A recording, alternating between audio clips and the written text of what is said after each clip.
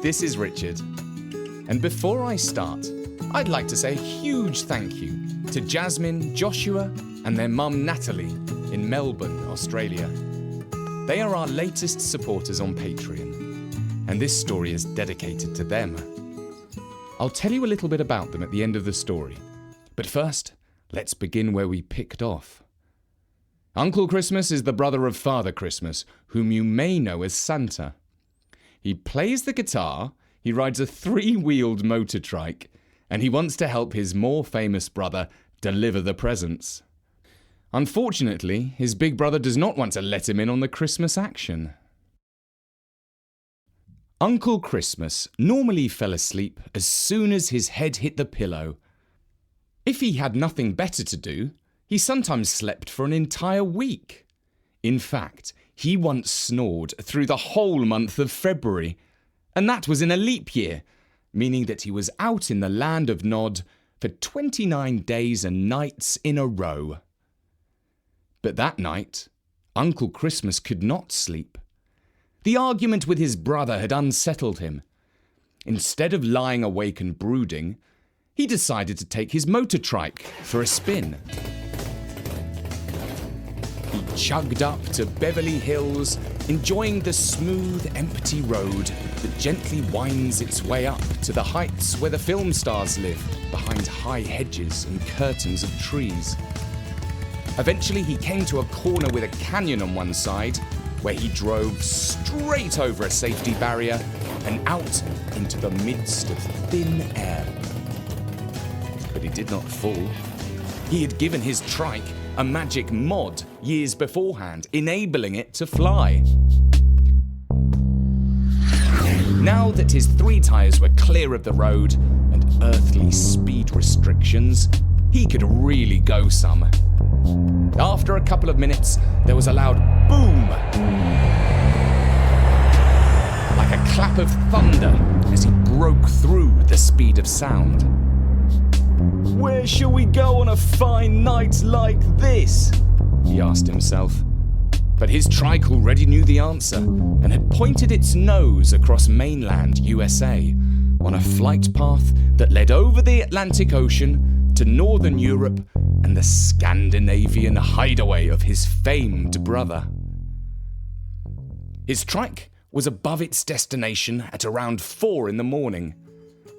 Elves waved flaming torches to light the landing strip on the ice, and he made a perfect landing without a single bump. Bjorn, a purple elf, ran out with a flask of something warming for the visitor. "The chief's away, sir," he told Uncle Christmas.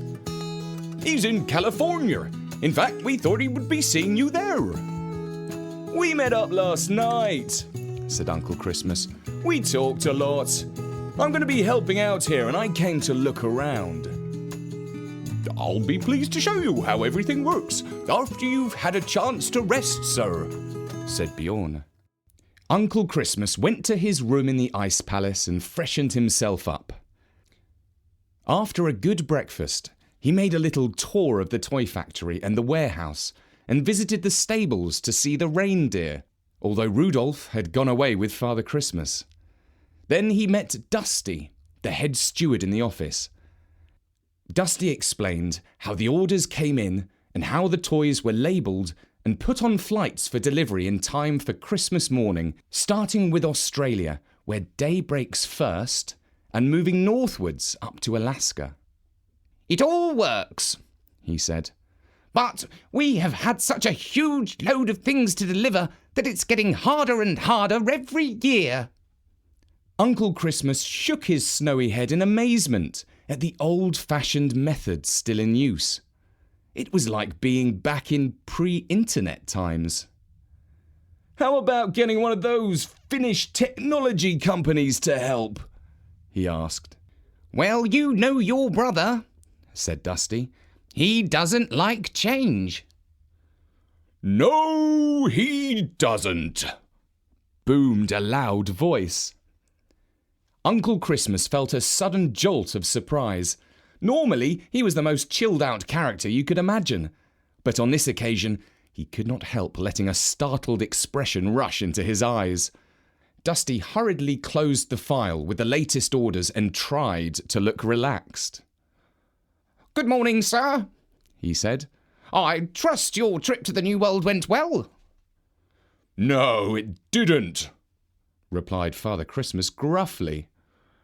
"I was willing to accept a little criticism from family, but my hippie layabout biker brother coming here and poking his nose into our business is a step too far. Be off with you. Clamber onto your clapped-out old motor trike and ride it back to the surf, sunshine and sand. That's the life for you. This is a place of work." "My clapped-out old motor trike is twice as fast as your sleigh any day," said Uncle Christmas. "You're stuck using 2,000-year-old technology. If we put the reindeer out to grass, or better still, put them on the menu, and fix magic motors on the backs of sleighs, we could cut delivery times in half. The elves could be back at base pulling crackers by 4 a.m. on Christmas morning." "Moonshine!" exclaimed Father Christmas. "My reindeer are athletes in the peak of condition. Back in the Viking days, Rudolph used to pull the sun across the world. That was before we started all this self-propelled planetary orbiting nonsense. If anything, he's even stronger and fitter than he was back then. We're confident that we can outpace any hippie trike or bike." "Well, let's see about that," said Uncle Christmas. "I challenge you to a race. My trike versus your sleigh pulled by Rudolph. To make it fair, let's do the best of 3 races. If you win, I'll go back to California for Christmas. But if I win, I get to deliver the presents this year, and you can take a holiday." Father Christmas thought for a moment. He didn't like holidays. His recent experience had proved that once again, and he hated the idea of losing control of the present delivery for Christmas and leaving his brother in charge. He was sure it would end in disaster. But on the other hand, he could not back down from this challenge, as it would be like admitting that his brother was right, and that modernity and change were better than the old tried and trusted ways. "You're on," he said. "Dusty, draw up the destinations and the rules of the competition. And as for you, little brother, I'll see you back here at midday. Get ready for the thrashing of your life." "Likewise," said Uncle Christmas coolly. And they both went away to mentally prepare for the battle of speed and magic that lay ahead. And that was The Christmas Hideaway, the second Uncle Christmas story, read by me, Richard,